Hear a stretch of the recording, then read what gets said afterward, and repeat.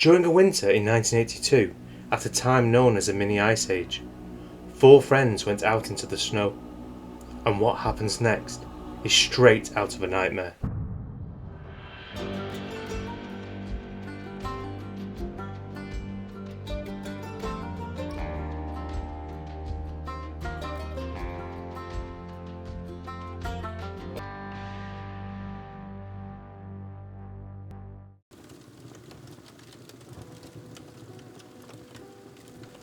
"27th of December, 1892, and the fire crackled in the hearth. Nellie had just walked into the room and sat down with her back to the door, when she heard a knock. A minute passed, and she heard another. Then she heard the front door open and voices. She turned her head to listen. A smile stretched across her face. She stood up and patted down her dress. As she turned, in walked her cousin and his best friend, Charles Coates and Ernest Wilde. The pair were laughing and joking as they came into the room, but on seeing Nellie, Charles rushed forward and gave his cousin a hug. Then all 3 of them sat down before the fire, talking excitedly as the snow slowly fell outside. Charles and his friend Ernest told Nellie that on the way that they had heard the reservoir outside the lodge at Marland Dyeworks had completely frozen over, and over 200 people were skating on the ice. Nellie couldn't imagine it. It must be such a sight, she said to her cousin. And then Charles and Ernest rose to their feet, smiling, looking at the doorway, at someone walking into the room. Frowning, Nellie turned to look, but she smiled in recognition and ran over to her sister to tell her the news, and that they should all go to the reservoir and see the spectacle for themselves. About an hour later, the door closed, and Ernest and Charles escorted Nellie and Lucy down the road on their way to the lodge. The snow was still falling hard and fast. It was so quiet. As they walked, everything was muffled.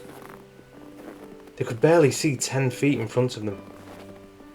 Lucy and Ernest were walking together at the back of the group, and Lucy couldn't help but grip his arm tighter.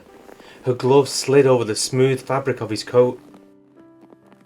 Lucy felt uneasy and couldn't help but keep glancing behind them as they walked, expecting to see someone or something come towards them in the falling snow. Ernest noticed her panicked look, and he looked behind him. He saw nothing, and told Lucy everything was okay, and there was nothing to worry about, and they were going to have a great little outing.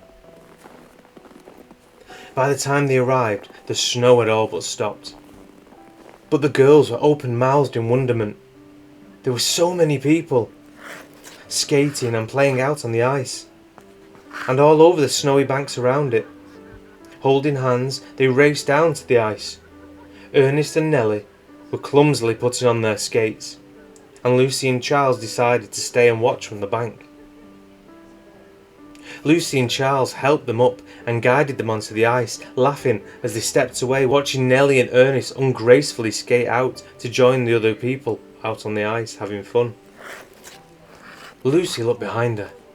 That uneasy feeling of dread was back, but she couldn't see anyone close by or staring at her.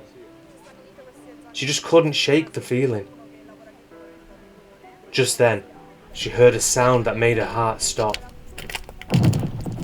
She whipped her head around to the ice. It looked like everyone had stopped moving. But just then, people started screaming and vanishing into the water. She saw her sister Nellie and Ernest making their way back to shore just 12 yards away. Then they too plunged into the icy water. Spectators were quick to react. A rowboat was launched. Ropes were thrown out to people from the bank, and a group of men started ripping down wooden fences and made rafts and threw wood into the water for people to hold on to. Men waded out into the water to pull out the closer victims. Nellie was an expert swimmer, but each time she pulled herself out, the ice broke and she went under. Seeing her struggle, Charles took off his coat and crawled out onto the ice on his hands and knees. He threw out his coat like a rope, holding onto the sleeve. Nellie grabbed it with two hands, and just as he pulled the coat, the ice broke, and Nellie and Charles vanished into the water. Lucy ran forward, screaming for Nellie.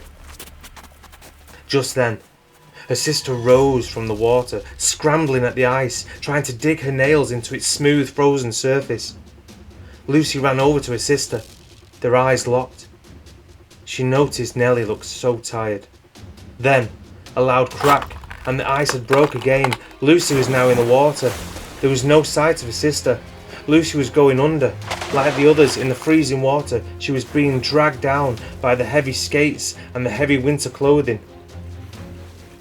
Lucy felt arms on her shoulders, pulling her out of the water and back onto solid ground. People pulled from the water were being wrapped in coats and blankets and taken to nearby houses and buildings to get warm and dry.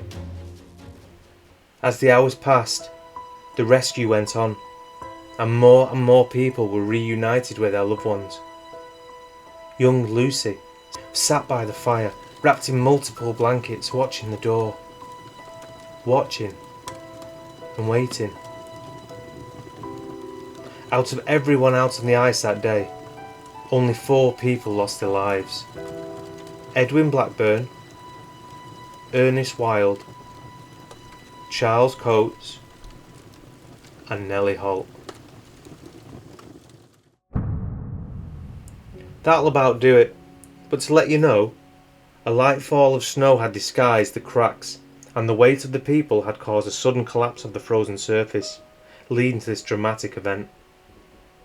Surprisingly, 25 years earlier, a similar event happened in London, known as the Regent's Park skating disaster, which occurred on the 15th of January 1867, when 40 people died after the ice broke on the lake in London's Regent Park, pitching about 200 people into the icy water, and 40 of those people died, either passed from hypothermia or by drowning.